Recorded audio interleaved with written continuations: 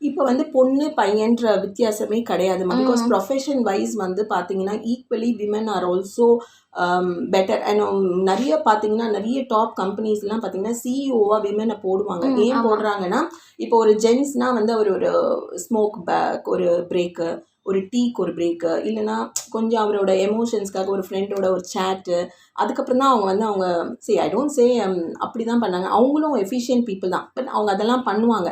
அது எதுவுமே இருக்காது ஒரு விமன்னா. அப்படியே அந்த கான்சென்ட்ரேட்டட், அதுக்கப்புறம் வந்து நம்ம மேலே போகணும், இப்படி தான் இருக்கும். ஸோ அதனால் நிறைய பேர் விமனையும் ப்ரிஃபர் பண்ணுறாங்கன்னு வச்சுக்கோங்களேன் டு த டாப் பொசிஷன்ஸ் அப்படின்னு. So India is also very enterprising. இந்த மாதிரி இருக்கிற விமன்ஸ் கூட இப்போ இந்த ஸ்மோக் பண்ணுறது, ட்ரிங்க் பண்ணுறது எல்லாத்தையுமே அது ஏன்னா வந்து நான் சொன்ன சில்ட்ரன்ஸ்க்கு சொன்ன ஒரு விஷயம் தான். இப்போ நான் வந்து நான் பர்ஃபெக்டாக இருக்கிறேன், எனக்கு இதுதான், என்னை இப்படி தான் வளர்த்துருக்காங்க, நான் நேச்சுரல் ஃபுட் சாப்பிடுவேன், நான் டைமுக்கு தான் டீ சாப்பிடுவேன், என்னோடய ஸ்லீப்பிங் ஹேபிட் அப்படி வச்சுப்பேன், நான் அளவாக தான் சோஷியல் மீடியாவை பார்ப்பேன், இல்லை எனக்கு நான் ரொம்ப சோஷியல் மீடியா பார்க்கறதுனால இன்றைக்கி லேட்டஸ்ட் அப்டேட் ஆகலை அப்படின்னா அது ஒரு குறையாக ஏன் ஃபீல் பண்ணுறீங்க? உங்களுக்கு இருக்க நாலேஜ் போதும், உங்களோட ஃபீல்டுக்கு நீங்கள் வந்து ஓகேவாக இருக்கிறீங்க இல்லையா? நீங்கள் ஏன் வந்து ஒருத்தவங்க ஒன்று கேட்டாங்க, வேர்ல்டு ஸோ பிக், நிறைய விஷயம் ஆயிரக்கணக்காக இல்லை 10,000 லட்சக்கணக்கான விஷயம் நடக்கும். எல்லாமே நீங்கள் தெரிஞ்சுக்கணுன்ற அவசியமே கிடையாது. உங்களுக்கு எது தேவையோ அது மட்டும் தெரிஞ்சால் போதும். ஸோ மற்றவங்க அதை பற்றி பேசுகிறாங்க, மற்றவங்க அதை பற்றி வந்து நீங்கள் ஒரிஜினலாக இருந்தால் உங்களை ரெஸ்பெக்ட் பண்ண மாட்டுறாங்கன்னு என்றைக்கு நீங்கள் வந்து தாழ்வு மனப்பான்மையில் போகிறீங்களோ